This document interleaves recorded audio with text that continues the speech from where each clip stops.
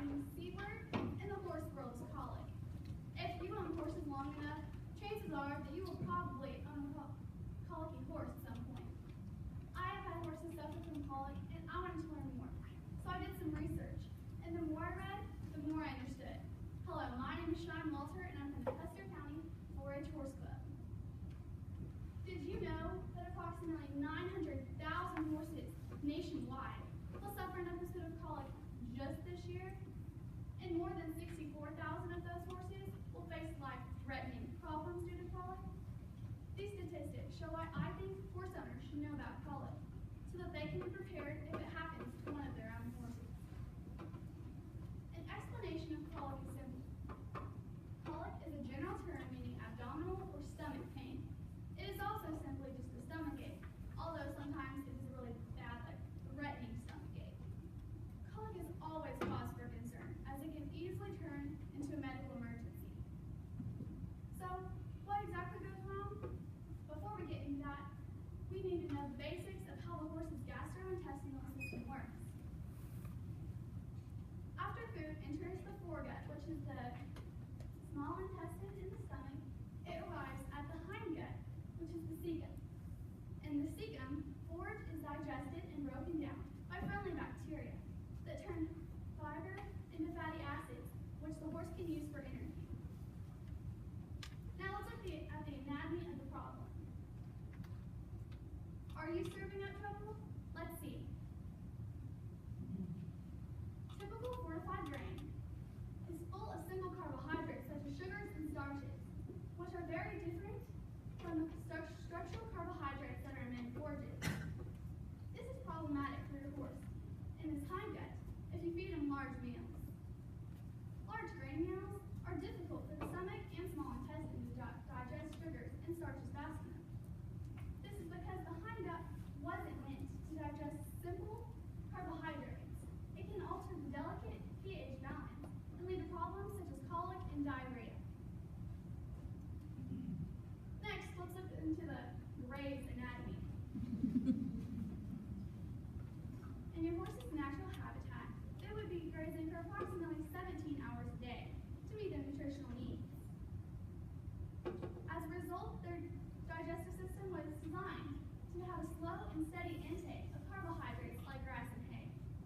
However, some horses don't have access to free choice hay or grass.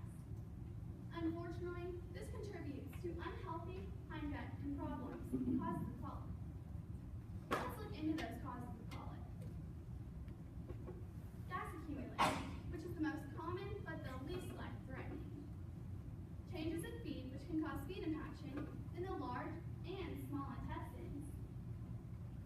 An accumulation of sand in their cecum. Introliths. These are mineral accumulations that form around a piece of metal, gravel, or plastic and form a rock inside the valve.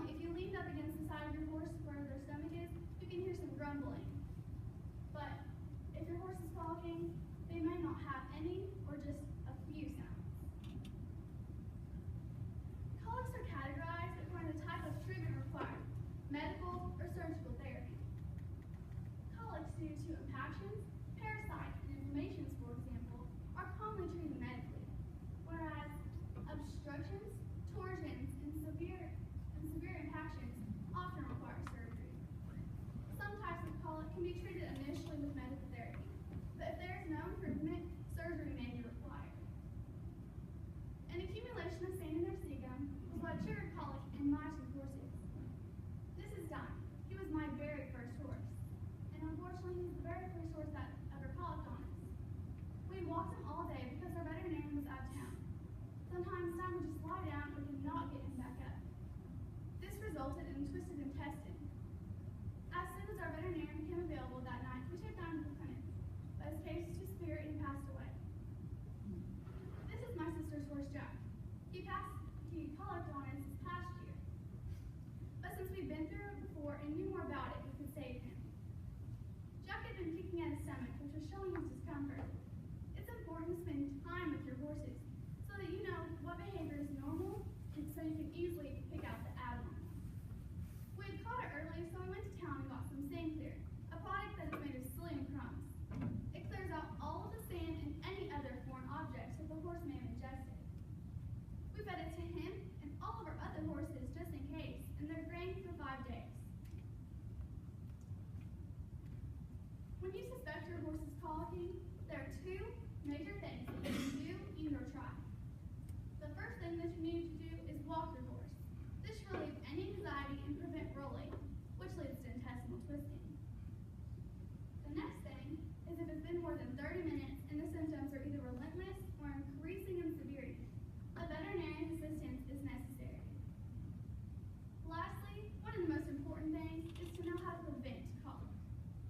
Here are just a few practical steps. 1. Make sure to provide a clean, adequate, and abundant source of fresh water. 2. Feed on a regular schedule from day to day. 3. Keep all stalls and paddock areas free from foreign objects that the horse may have ingested. 4. Put all horses on a regular, properly designed deworming program. 5. Reduce stress.